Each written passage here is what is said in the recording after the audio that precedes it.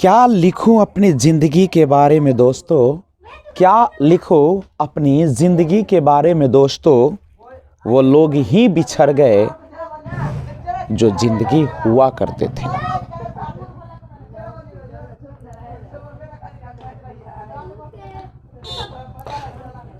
होले होले कोई याद आया करता है, होले होले कोई याद आया करता है, कोई मेरी हर सांसों को महकाया करता है।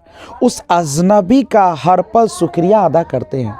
उस अजनबी का, सुनिएगा, उस अजनबी का हर पल शुक्रिया अदा करते हैं जो इस नाजीज को मोहब्बत सिखाया करता है। मोहब्बत किसी से करनी हो तो हद में रहकर करना, मोहब्बत किसी से करनी हो तो हद में रहकर करना, वरना किसी को बेपनाह चाहोगे तो टूट कर बिखर जाओगे।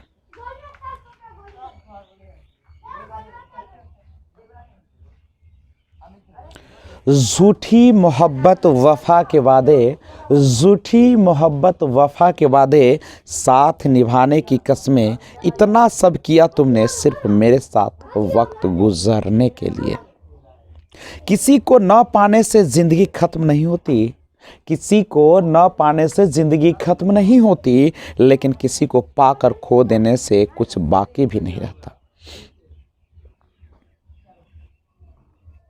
ज़िंदगी में हमेशा एक बात याद रखना, ज़िंदगी में हमेशा एक बात याद रखना, किसी को रुलाकर सपने सजाए नहीं जाते। Hello friends, this is Vijay Rajpushp and welcome to learner eyes by VRP. एक बार फिर से मैं आप तमाम सीटेट की तैयारी में लगने वाले छात्रों को हार्दिक शुभकामनाएं देता हूं और मैं आशा करता हूं कि आप इन बैठे हुए समय में लगातार तैयारी में लगे होंगे। चूंकि कोई भी कॉम्पिटिटिव एग्जाम निकालने के लिए आपको सालों भर की तैयारी की जरूरत होती है, किसी एक रातों रात स्टार नहीं बन सकते हैं आप। तो लगिए, मेहनत कीजिए, लक्ष्य की ओर रहिए, भटकिए नहीं। लोग तो भटकाएंगे लेकिन आप भटकिएगा नहीं। तो आइए देखते हैं, आज मैं शुरुआत करता हूं। वैसे विकास क्या है? आपने देखा कि विकास वह प्रक्रिया है जो हमारे सामाजिक और संवेगात्मक और बौद्धिक मानसिक क्षेत्रों में वृद्धि करता है, नहीं, उसको आगे बढ़ाने की प्रक्रिया है, सम्मिलित करने की प्रक्रिया है।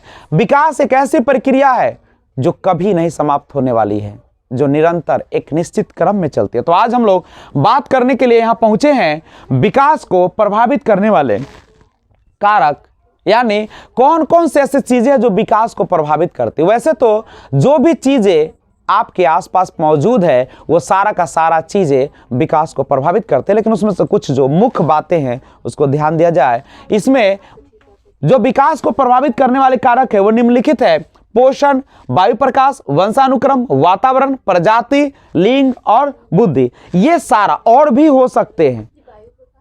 वायु और प्रकाश भी हो सकता है, नहीं, हवा और प्रकाश मीन्स रोशनी, लाइट। तो जानने का प्रयास करते हैं।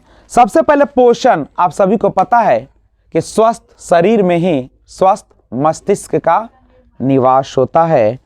तो और स्वस्थ शरीर को रखने के लिए आपको पोषण की जरूरत होती है, और पोषण में भी कैसे? संतुलित आहार। पोषण विकास को प्रभावित करता है। यदि हमारे खाने में प्रयुक्त पोषक तत्व होंगे तो विकास की गति क्या होगी? तीव्र होगी। अगर जैसे हम लोग को चाहिए कार्बोहाइड्रेट, प्रोटीन, वसा, खनिज लवण और जल, अगर इसमें से किसी भी चीज की अगर कमी होने लगे तो हम लोगों का जो विकास है वह प्रभावित हो जाएगा। दूसरा है वायु प्रकाश, यानी वायु, यहां पे अगर ऐसे लिख दिया जाए तो और अच्छी बात है, वायु और प्रकाश, नहीं, वायु और प्रकाश। देखिए, आसपास का जो आपका वायु होता है, एयर होता है और लाइट होती है, वह भी काफी महत्वपूर्ण भूमिका निभाती है। हमें वायु तथा प्रकाश से विटामिन मिलते हैं, अतः यह भी हमारे शरीर को क्या करता है? प्रभावित करता है। जैसे सूर्य प्रकाश से आपको विटामिन डी की प्राप्ति हो जाती है, और अगर हवा स्वच्छ होते हैं, वायु स्वच्छ तभी हो सकते जब पेड़ पौधे होंगे, नहीं, तभी हमारा विकास भी अच्छे ढंग से होगा। वंशानुक्रम की बात करें तो वंशानुक्रम तो एक अहम रोल भी अदा करता है। जिस प्रकार के माता पिता होते हैं उसी प्रकार के बच्चे में भी गुण पाए जाने की संभावना पाई जाती है। वंशानुक्रम भी शरीर के विकास में प्रभावी है, क्योंकि अगर माता पिता का शारीरिक विकास अच्छा होगा तो बच्चे का भी शारीरिक विकास अच्छे हो। अगर माता पिता दुर्बल है, कमजोर है, बीमार नहीं, रोग से ग्रसित है, तो एक स्वस्थ बच्चे की कल्पना करना एक झूठ लगता है।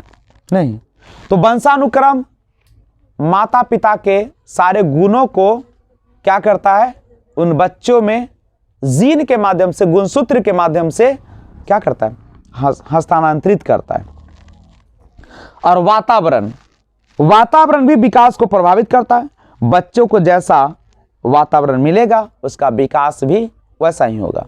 अगर कितना भी अच्छे कुल के, जाति के या आईक्यू वाले माता पिता के बच्चे क्यों ना हो, लेकिन वातावरण अगर उसे सही नहीं मिलेगा तो वो सारा बेकार चला जाएगा। नहीं,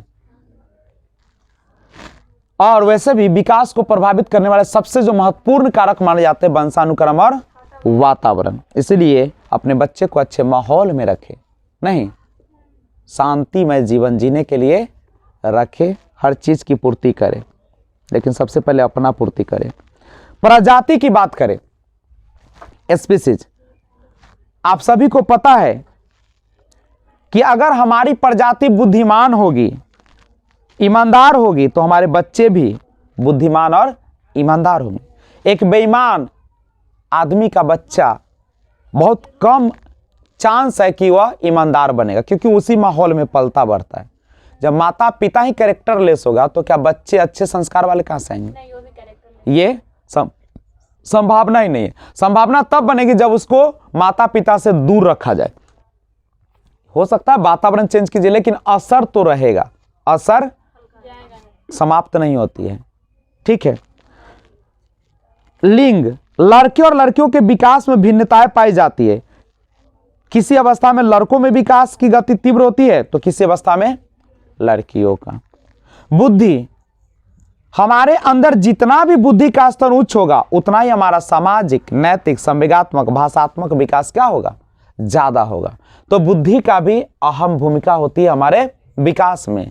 इसीलिए इन सारे चीजों को हम लोगों को ख्याल रखना है जब एक बच्चे जमीन पर प्रवेश करते इस दुनिया, नई दुनिया में। नहीं, हमें हर चीज को संभालना पड़ता है। आप जिस प्रकार से एक पेड़ को लगाते हैं वैसे ही बच्चे को भी लगाना पड़ता है। जिस प्रकार पेड़ पौधे को पोषक पदार्थ देते हैं वैसे ही बच्चों को भी देना पड़ता है।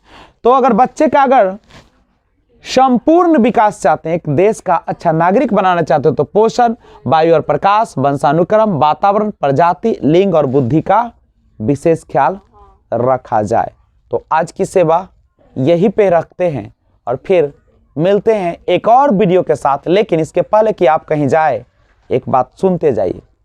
अगर आप नए व्यूअर्स हैं तो सबसे पहले तो सब्सक्राइब कर दीजिए और लर्नर आइज बाय वीआरपी आपका जो परिवार है उसे शेयर कीजिए लिंक को, और बेल आइकन को ऑल पे प्रेस कीजिए, जिससे जब भी वीडियो अपलोड करूं सबसे पहले आपके ही पास पहुंचे। तो फिर मिले एक और वीडियो के साथ, तब तक take care, bye bye, be enjoy, thanks for watching.